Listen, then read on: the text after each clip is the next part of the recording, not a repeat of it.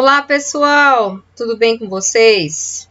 Sejam muito bem-vindos aqui a mais um encontro, mais uma conversa sobre um tema instigante da ecologia, dando continuidade aos nossos encontros, né? Esse é o terceiro encontro que vocês estão tendo aqui comigo. Aqui nós vamos conversar sobre a influência da elevação da temperatura do planeta Terra, da temperatura ambiente na produção animal, tá ok? Vamos relembrar um pouquinho, pessoal, alguns conceitos aqui que permeiam as mudanças climáticas. Então, o que são mudanças climáticas? São previsões de elevação da temperatura média global. Então, essas previsões dizem que vai aumentar a temperatura, já tem aumentado, pessoal, a temperatura de todas as regiões do planeta.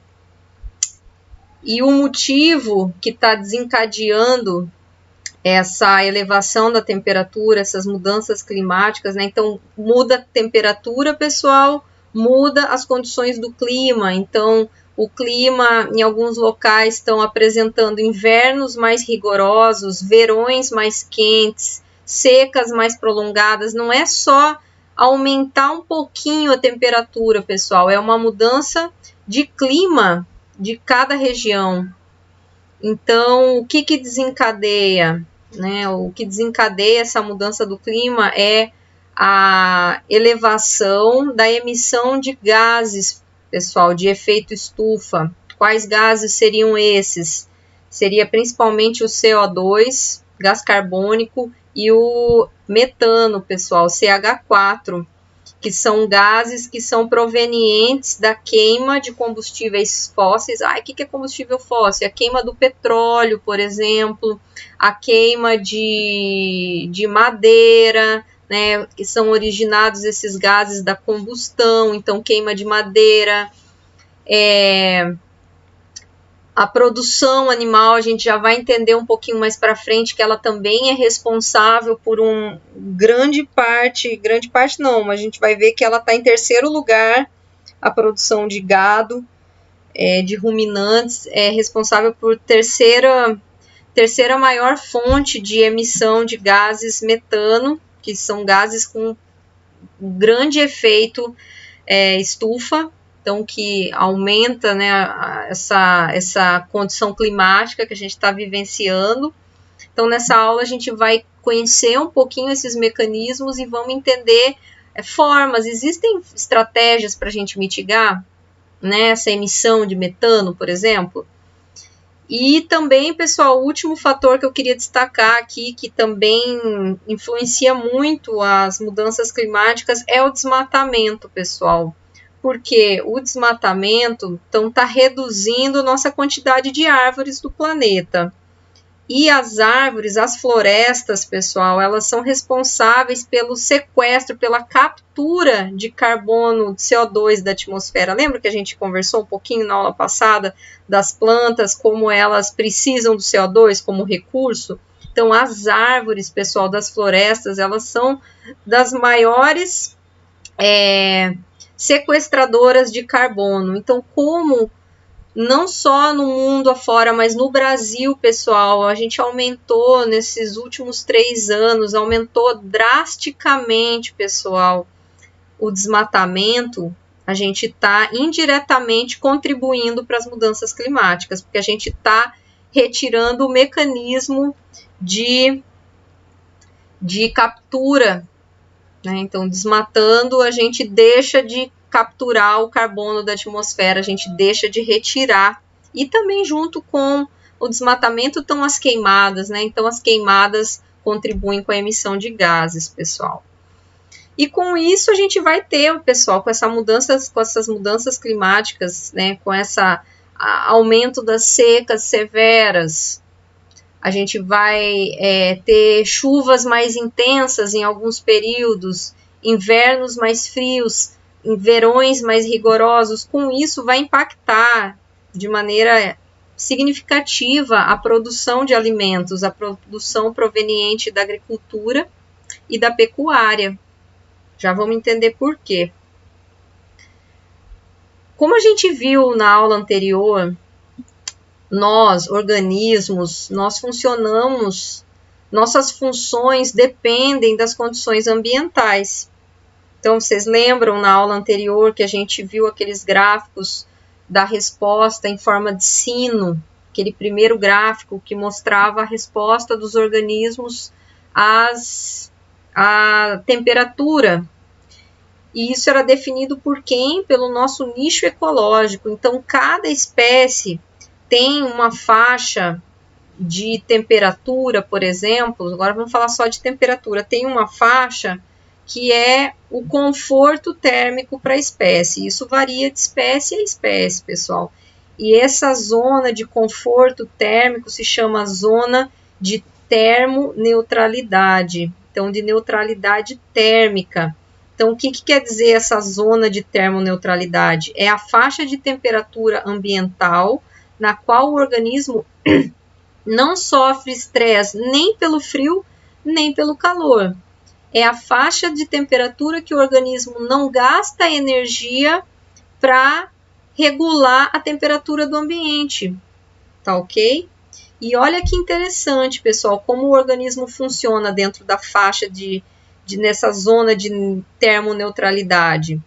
Dentro dessa zona de temperatura, como o organismo não está gastando energia nem para reter o calor se ele está no frio intenso, ou lembra os mecanismos que o organismo tem, até de fluxo sanguíneo, se ele está no frio extremo, fora da sua zona, né, de termoneutralidade, ele está tentando manter o calor dentro do corpo. Então, até os vasos sanguíneos se contraem. Então, ele está gastando energia, pessoal, para regular a temperatura quando ele está fora dessa faixa. Se o organismo está no calor extremo aqui da caatinga, no sol, no 40 graus, ele vai gastar energia para que a sua temperatura corporal não se eleve a 40 graus. Então, ele gasta energia para regular a própria temperatura. Aciona mecanismos, por exemplo, de fluxo sanguíneo, respiração ofegante, gasto muito elevado energético. Com isso, ele está gastando energia metabólica. Então, quando o organismo se encontra nessa faixa de temperatura que para ele é neutra, seu custo fisiológico é mínimo. A gente ainda gasta energia, se chama nosso consumo de energia basal, é o nosso consumo mínimo para o nosso corpo para realizar as funções. O corpo está sempre gastando energia, mas quando está na faixa de temperatura neutra, o custo fisiológico é mínimo, é o basal. A retenção de energia da dieta é máxima, pessoal. Então, se o organismo lá da produção animal, da pecuária, se encontra na faixa de temperatura neutra, tudo que ele está se alimentando, pessoal, vai poder se converter em peso, em desenvolvimento, ele vai conseguir, ganhar biomassa corporal, vai conseguir amadurecer dentro do período que é previsto. Sua temperatura corporal é normal, quando ele está dentro dessa faixa. Seu apetite é normal, a gente vai ver, pessoal, que isso é bem sério para produtores de animais, quando o organismo se encontra numa faixa de temperatura acima da termoneutralidade, o apetite cai, o animal não quer se alimentar e com isso, diminui o tamanho corporal. E, pessoal, dentro dessa zona de termoneutralidade, a produção, tanto em leite, a produção em massa corporal é a ótima, alcança aquela taxa que é prevista, pessoal. Então, vamos pensar, quem trabalha aqui com produção animal, será que a gente quer que a temperatura do planeta aumente? Será que a gente quer que os ambientes temperados fiquem mais quentes e os ambientes tropicais, que são esses aqui que a gente vive, fiquem ainda mais quentes? Pense quanta perda de produção a gente vai ter, pessoal. E o que acontece quando o organismo se encontra fora da sua zona de neutralidade? Por exemplo, se a temperatura está muito mais elevada do que a zona que para ele é confortável. A produção em geral cai a produção de leite, o tamanho corporal final do organismo diminui, então não é nada do que a gente quer. Vamos ver, pessoal, 2 exemplos aqui de estudos que foram realizados tentando entender como que a termoneutralidade nessa zona influencia monogástricos, que são, por exemplo, as aves, os suínos, e os poligástricos, os ruminantes, o gado, cabras, ovelhas. Então, olha que interessante, pessoal. A faixa de temperatura neutra para monogástricos, fiquem chocados, pessoal, é na faixa de 20 graus Celsius. Quando esses organismos são criados numa faixa de temperatura acima disso, foi observado uma redução de quase 15% no peso final de cada indivíduo. Tá ok, pessoal? A gente já vai conversar um pouquinho por que isso acontece. E ao contrário disso, pessoal, foi realizado um estudo com gado leiteiro. Então, esse se enquadra aqui nos poligástricos. Esses animais, a faixa de neutralidade deles é um pouco mais ampla que nas aves de corte. Então, nesse gado leiteiro, foi observado que a faixa de temperatura neutra é entre 10 graus e 28 graus Celsius. Só que o que eles observaram, pessoal? Tá vendo aqui eu destaquei aqui, eles instalaram climatizadores no local aqui de produção desse gado. E eles observaram isso na estação do verão. Nos dias mais quentes, eles observaram que quando esse sistema de climatização está ligado, está acionado, está refrigerando o ambiente, isso se refletiu num aumento em 8% na produção de leite. Qual que é a explicação, então, pessoal? Por que os organismos produzem menos quando eles estão numa temperatura fora? Por exemplo, aqui, né, a gente falando aqui da região tropical, quando esses organismos se encontram numa temperatura ambiental acima da sua faixa de neutralidade, o que acontece? Acontece que há uma ingestão menor dos alimentos, os animais diminuem o apetite. Por quê? Por que eles sentem menos fome, menos vontade de comer? Porque a gente conversou um pouquinho na aula passada que uma das fontes de calor, de geração, produção de calor do nosso corpo são as reações metabólicas. Então, a digestão de alimentos, a quebra das moléculas, a quebra dos lipídios, dos carboidratos, pessoal, leva à produção maior de calor. Vida real, né, pessoal? A gente aqui gravando aula, toca telefone, vida real. Então, como a gente estava conversando, pessoal, por que esses organismos, quando estão na temperatura ambiental acima da faixa de termoneutralidade, por que reduz o apetite? Então, um dos motivos é uma resposta fisiológica, que a ingestão, a quebra dos nutrientes, a quebra das moléculas, ela gera muito calor. Então, se o organismo já está querendo compensar, né, essa temperatura ambiental, ele é uma resposta involuntária, né, diminui o apetite. Tá ok, pessoal? E também, né, a produção diminuída não é só da redução da ingestão de alimento, também ela ocorre por causa da frequência respiratória. Então, a taxa metabólica do organismo fica acelerada, então ela tem essa troca, né, essa troca respiratória fica muito maior e com isso também diminui a produção no final, né, tanto do corpo, produção de leite, produção de ovos. E além disso, pessoal, esse estresse térmico aumenta a incidência de doenças em todos os tipos de animais domésticos, pessoal. A gente está falando aqui os organismos da pecuária, dos organismos domésticos, dos cães, tá ok, pessoal? De suínos. Então, viver nessa temperatura acima da sua faixa, que ela é adaptada, aumenta também a propagação, né, a incidência e a propagação de doenças, o que vai, né, de choque com o que os produtores estão procurando.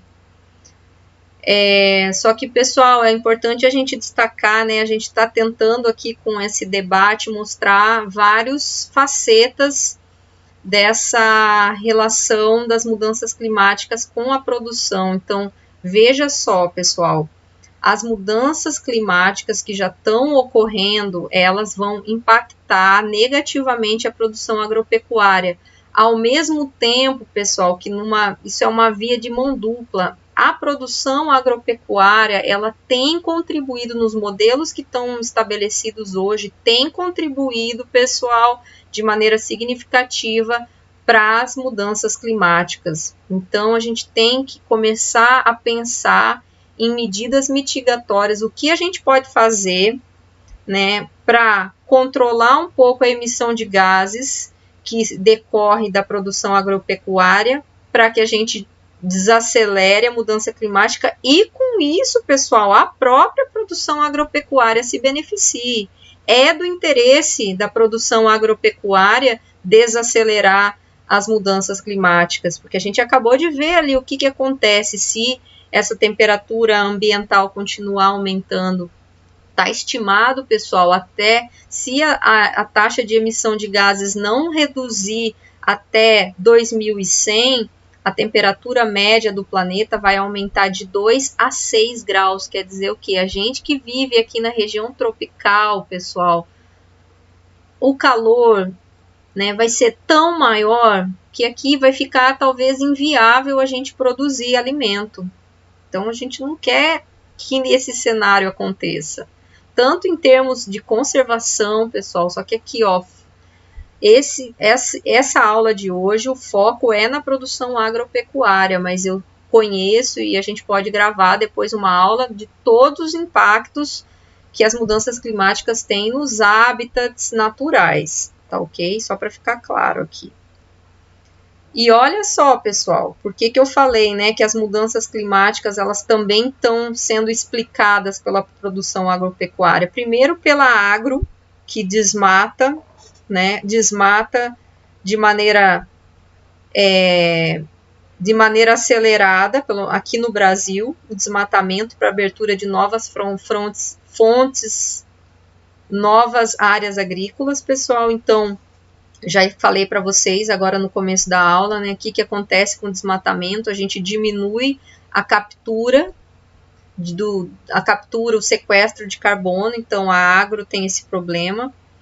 E a pecuária também, quando se abre novas frentes de pecuária também, a custo de floresta, a gente perde esse serviço ambiental das florestas. Além disso, pessoal, os ruminantes, eles, por causa do tipo de digestão que eles fazem, eles são a terceira, então, os rebanhos de ruminantes são a terceira maior fonte de emissão de metano, pessoal. CH4 e metano é o pior, é um dos piores gases para provocar o efeito estufa, para provocar essa retenção de calor no planeta. Então, olha só, pessoal, a criação de animais contribuem para o aumento da emissão de gases, para a gente acelerar essa mudança climática que depois vai afetar diretamente a produção de animais e de alimentos de maneira geral. Então, será, pessoal, que existem alternativas, protocolos que a gente pode aplicar na produção animal para que a gente diminua essa emissão de gases? E não é só em ruminantes, pessoal, na criação de porcos também tem produção de gases, tá ok? Então, vamos conhecer algumas medidas mitigatórias aqui que podem ser adotadas.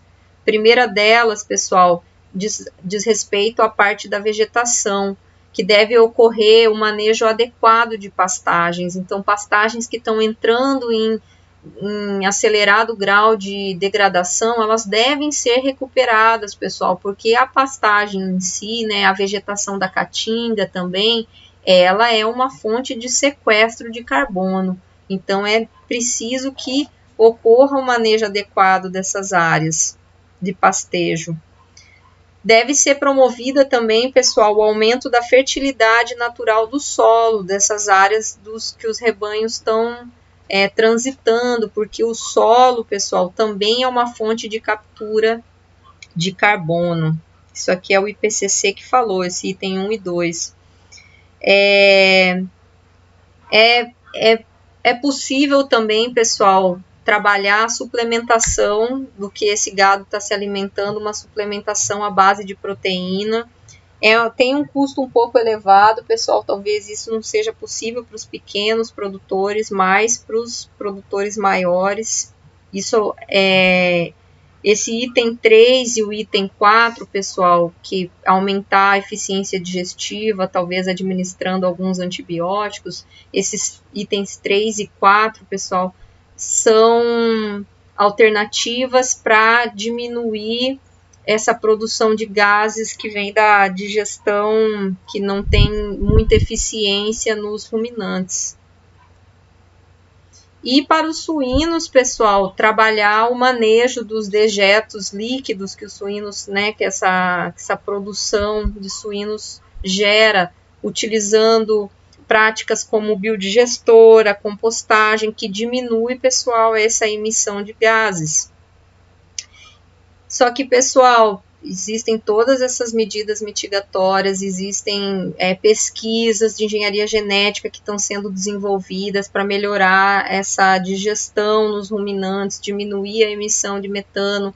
Mas, pessoal, a medida mais importante que a gente deve adotar no Brasil e no mundo, pessoal, é o plantio de florestas, é o reflorestamento do que a gente desmatou, porque aqui, pessoal, cada metro cúbico de floresta que cresce são centenas e centenas de gases, de metros cúbicos de gases que estão sendo absorvidos e fixados na forma. O que é a sequestro de carbono que as plantas fazem, que as florestas fazem, mais do que qualquer outro grupo vegetal, pessoal? É a utilização do CO2, o gás carbônico da atmosfera, e isso se converte, pessoal, em tecido, em tronco, em folha, em raiz da planta. Então, esse carbono do CO2 da atmosfera, ele é utilizado, pessoal, ele vira tecido, vira tronco, vira galho, vira folha.